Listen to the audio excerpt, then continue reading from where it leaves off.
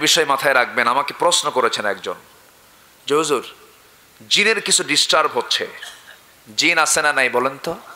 আছে। ডিস্টার্ব করে কিনা বলেন? আল্লাযী ইউওয়াসওয়িসু ফি সুদুরিন নাস মিনাল জিন্নাতি ওয়ান নাস। আগে জিনের কথাই বলা হয়েছে। তো কিছু কিছু জায়গায় জিনের বসবাস থাকে, যেরকম নাম্বার 1 অব্যবহৃত বিছানা, যে বিছানায় কেউ থাকে না, যে বাড়িতে অতিরিক্ত বিছানা রাখে ওটা হলো শয়তানের বিছানা। হাদিস আসছে না?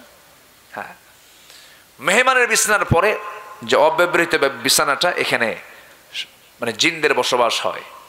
হাম্মামখানা, হাম্মামখানায় ঢুকতে নিয়ে দোয়া আছে না নেই বলেন তো?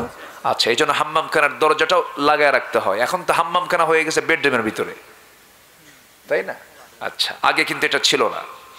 নাম্বার 3 হলো ঝুলিয়ে রাখা অব্যবহৃত জামা কাপড়। ঝুলায় রাখছেন মাসের পর মাস, এটা ইউজ হচ্ছে না, এখানে জিনদের একটা বসবাস থাকে, একটা ওয়াসওয়াস এখানে দেওয়ার সম্ভাবনা থাকে। প্রাণী বা মানুষের মূর্তি বা পুতুল এই জাতীয় কিছু রাখলে সেখানে জিনদের বসবাস থাকে। এগুলো থেকে আল্লাহ তাআলা আমাদেরকে হেফাজত করুন। আরেকটা হলো আগুন জ্বালানোর জায়গা। জিন কিসের তৈরি বলেন? বলেন আগুন। আগুন যেখানে জ্বালাবেন ওদের প্রিয় জায়গা হলো আগুন জ্বালানোর জায়গা। উনুনে এরা শেল্টার নিয়ে থাকে। এই সমস্ত জায়গায় তাদের ওয়াসওয়াসা থেকে বাঁচার জন্য অনেকেই এই ওয়াসওয়াসায় পড়ে যান। প্রায় আমাদের কাছেই রিপোর্টগুলো আসে, আমরা শুনতে পাই। প্রশ্ন একজন করেছেন, এই জন্য কথাটা বলে ফেললাম। তো এই প্রযুক্তির কল্যাণে যে মিডিয়াগুলো আসে, রেকর্ডগুলো চলে যাবে, মানুষের কাছে চলে যাবে, মানুষের হাতে হাতে পৌঁছে যাবে, তারা জানতে পারবে। তবে যুবকরা, মোবাইল আজকে বেশি ইউজ হয় ভালো কাজে না খারাপ কাজে বলেন? তাহলে এখন বেশি যদি খারাপ কাজে ইউজ হয়, তাহলে এটা কি খারাপ বলবো না ভালো বলবো? খারাপ। শেষ করে ফেলছে সব।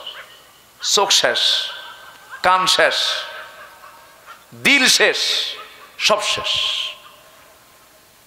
যুবক, তুমি তোমার 2 চোখ দিয়ে পর্নোগ্রাফি দেখতেছো, তোমার চোখে বলে কপালের যে ফ্রন্টাল, যে সামনের যে সেলগুলো সব মরে যাবে। তুমি কিছু মনে রাখতে পারবে না, তোমার জীবন যৌবন অকালে শেষ হয়ে যাবে। বাদ দাও, এগুলো করা যাবে না। মাস্টারবেশনে যেও না, মাস্টারবেশনে যেও না, হস্তমৈথুনে যেও না। আবার যুক্তি দেয়, যদি থাকে সহস্ত কেন হব অন্যের দ্বারস্থ। দেখছেন কথার সাইজ দেখেন? এগুলো অন্যায়, এগুলো হারাম, জঘন্য কাজ। মাস্টারবেশন করলে পরে 25 কোটি শুক্রাণু দেওয়ার মতো সক্ষমতা তুমি হারিয়ে ফেলবে, পিতা হওয়ার যোগ্যতা তুমি হারিয়ে ফেলবে, তোমার জীবন যৌবন ধ্বংস হয়ে যাবে। জাস্ট এটা জাগতিক জীবনের কথা বললাম।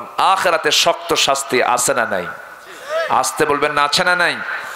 প্রয়োজন হবে বুক উঁচু করে আব্বাকে সাহস নিয়ে বলবে, আব্বা যৌবন আল্লাহ তাআলা দিয়েছেন, বিয়েটা করায় দাও। কথা বোঝেন নাই? তবু লাজ লজ্জা, এটা লাজ লজ্জার কোনো বিষয় নয়। বাপ তখন খুশি হয়ে বলা উচিত, না আমার ছেলে যত কথা বলেছে, আমি বুঝতে পেরেছি আমার ছেলেটার এখন যৌবন চলে এসেছে। আল্লাহু আকবার। এটাকে খুব মোস্ট ইজিলি এটাকে ওয়েলকাম করা উচিত। কিন্তু আজকের কিছু মুরব্বীদের ভিতরেও কিছু সমস্যা আছে। দেখেন যুবকের কিছুই কয় নাই, তোমার কথা কও না কেন? সমস্যা আছে নাকি? তো বিয়ে শাদী করবে না, তোমার কথা কও না কেন? ওই দেখেন একজন বাপ মার বিয়ে দেয় না, দেখেন বলছে। জি,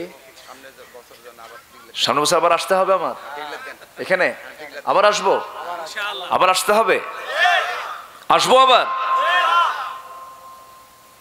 দেখা যাক, আল্লাহ যদি তৌফিক দেন। মন্টু ভাই কই? আসতে হবে আবার।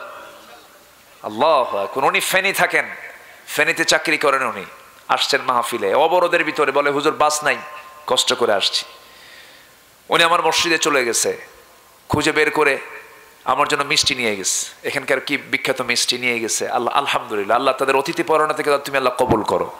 তো দেখা যাক, আল্লাহ যদি আমাকে সুযোগ, যদি তৌফিক দেন, যেহেতু বলে ফেলেছেন, আল্লাহ যেন আমাকে আসার তৌফিক দান করেন।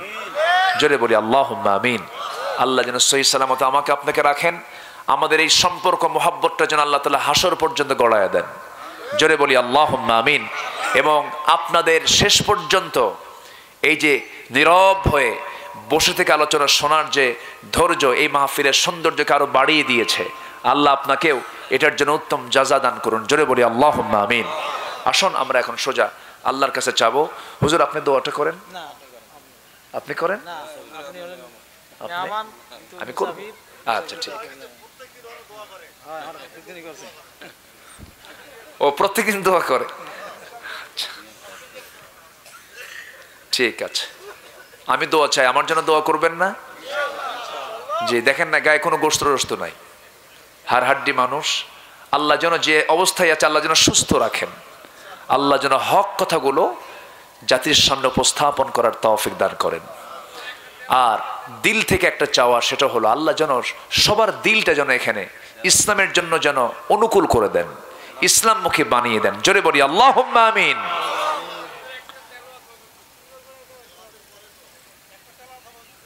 আমি না হয় একটা গজল বলি, একটা গজল বলি। তেলাওয়াত দিয়ে শুরু করেছি একবার, এখন টান দেওয়া খুব কঠিন। লম্বা ওয়াজ করে গলার সাইজ সুইচ থাকে না, এলোমেলো হয়ে যায়। চিকন সূক্ষ্ম সূক্ষ্ম টানগুলো বেশি কথা বললে এটা হেরে যায়।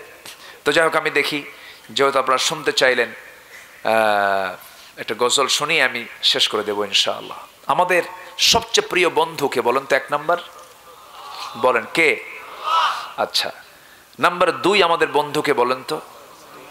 আবার বলেন কে? মুহাম্মদ সাল্লাল্লাহু। এবং তার মূল নামটা কি জানেন?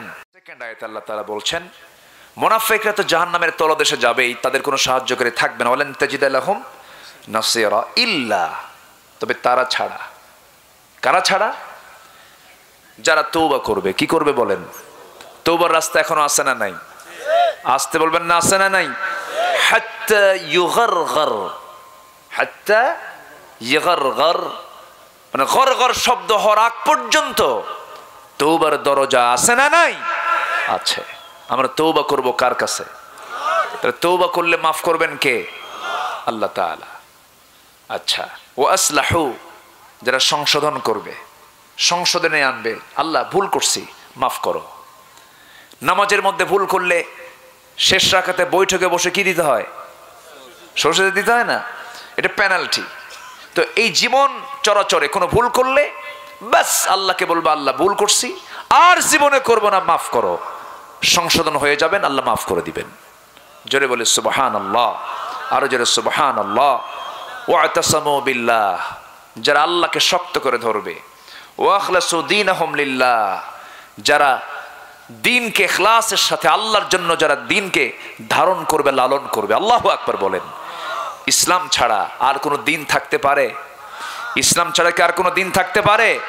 এই যে পাবলিক বুঝে গেছে, উঠতেছে, হুজুর এখন শেষ করবে, বসেন না, দোয়া করি। আপনার কি বলে যানবাহন, আপনি যেটা নিয়ে আসছেন থাকবে, সমস্যা নাই, কিন্তু এই লোভনীয় দোয়া থেকে আপনি মাহরুম হবেন কেন? আমরা একসঙ্গে দোয়া করে যাব। জোরে বলি ইনশাআল্লাহ, আর জোরে বলি ইনশাআল্লাহ। বসেন, আমরা একসঙ্গে দোয়া করে যাব। এই কাজগুলো যারা করবে, ওয়াসাউফা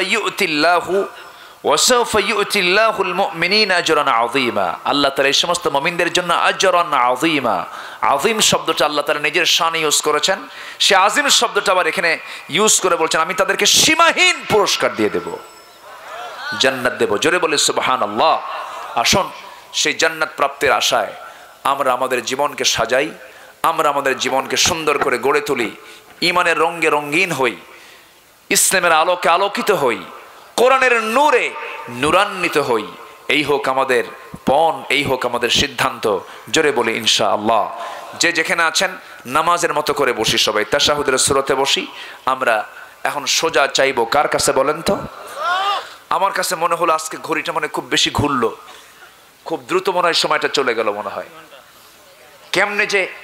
কেমনে যে প্রায় 1.5-2 ঘন্টার মতো সময় কেমনে যে আমি পার করলাম আমার মানে মনে হচ্ছে না। যাই হোক, যতটুকু হয়েছে আমরা বলে ফেলি আলহামদুলিল্লাহ। আপনার তো এক রাত, আমার তো সব রাত, সব রাতেই কথা বলতে হয়। যতটুকু হয়েছে আমরা বলে ফেলি আলহামদুলিল্লাহ। সবাই বলে সুবহানাকাল্লাহুম্মা ওয়া বিহামদিকা আশহাদু আল্লা ইলাহা ইল্লা আনতা আস্তাগফিরুকা ওয়া আতুবু ইলাইকা। চিৎকার মেরে বলি ইয়া আল্লাহ, আমার জীবনের সগীরা কবীরা ছোট বড় সব গুনাহ তুমি আল্লাহ মাফ করে দাও। জোরে বলুন ইয়া রাব্বাল আলামিন।